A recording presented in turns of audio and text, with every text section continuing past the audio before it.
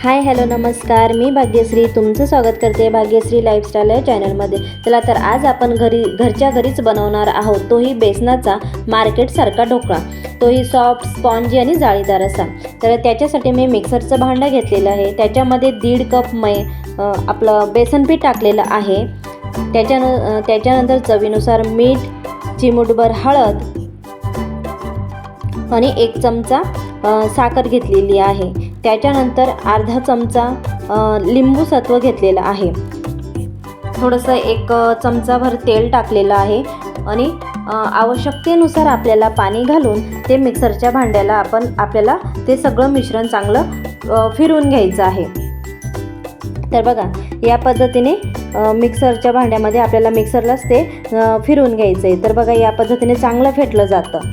तर त्याच्यानंतर आपल्याला 1 चमचा सोडा घालायचा आहे आणि सोडा घालून परत मिक्सरला एकदा फिरवून घ्यायचं आहे। आता सोडा घालून आपल्याला लगेच इन्स्टंट म्हणजे आपल्याला जे भांड्यामध्ये आपण तेल लावलेलं आहे तर त्याच्यात लगेच आपल्याला सोडा ॲक्टिव्ह असतानाच आपल्याला जे स्टीमर आहे स्टीमर आधी पूर्ण पाणी उकळून घ्यायचं आहे स्टीमरला आणि लगेचच ते मिश्रण ओतून घ्यायचं आहे, म्हणजे सोडा ॲक्टिव्ह असतानाच आपल्याला हे पटकन काम करायचं आहे। तर बघा सोडा घातल्यावर लगेच मी पाणी उकळत्या पाण्यावर आहे जे पाणी आहे त्याच्यातच आपल्याला जे भांडं आहे ते ठेवायचं आहे। तर बघा तो इकडं आपल्याला लगेच फोडणी देऊन घ्यायची। इकडं 10 ते 12 मिनटं आपल्याला स्टीमर देऊन घ्यायचे, म्हणजे आपल्याला तो ढोकळा वाफवून घ्यायचा आहे। इकडे ढोकळा वाफतोय तोपर्यंत आपल्याला इकडे लगेच फोडणीची तयारी करून घ्यायची आहे।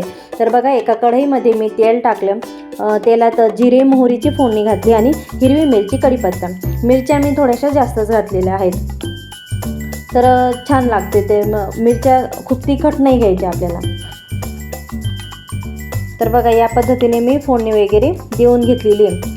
कधी कधी आपला जो ढोकळा आहे तो बिघडतो, तर तो का बिघडतो तर आपल्याला जेव्हा आपण सोडा खार टाकतो त्यावेळेस आपल्याला गॅसवरती आधीच जे वाफवण्याची प्रोसेस आहे, जी पाणी उकळण्याची प्रोसेस ती आधीच करून घ्यायची आहे। आपण काय करतो, पाणी थंड असताना स्टीमरला लावतो, तर ते पूर्णपणे चुकीचं आहे।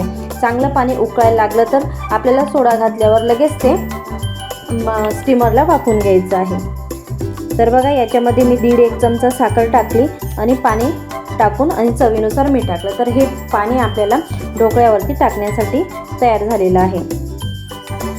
तर बघा किती छान पद्धतीने आपला ढोकळा हा वाफवून झालेला आहे।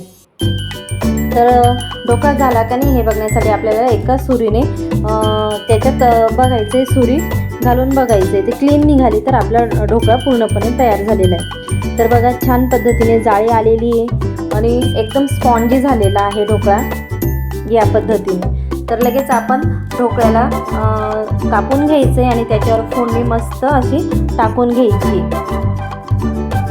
आणि बघा कापतानाच तो असा समजतोय आपल्याला की इतका स्पॉन्जी ढोकळा झालेला आहे आणि चवीला तर एकदम छान झालेला होता।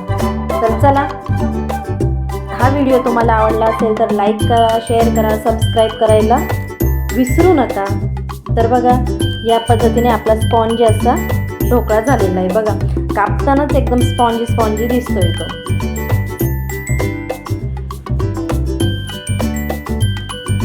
चला तर मग भेटूया अशाच एका नवीन व्हिडिओ सोबत, तोपर्यंत तुमची काळजी घ्या। बघा आता आपण लगेच फोडणीला जी फोडणी केलेली होती ती ढोकळ्यावरती टाकून दिलेली आहे। जे गोड पाणी आणि साखरेचं पाणी आपल्याला, कारण की ड्राय असतो ना ढोकळा खायला, तर हे पाणी टाकल्यावर आपल्याला खायला असा नरम होऊन जातो। बघा या पद्धतीने फ्लफी झालेला आहे एकदम, तर जाळी पण खूप छान पडलेली आहे। चला तर मग भेटूया पुढच्या व्हिडिओमध्ये। Tata, bye bye.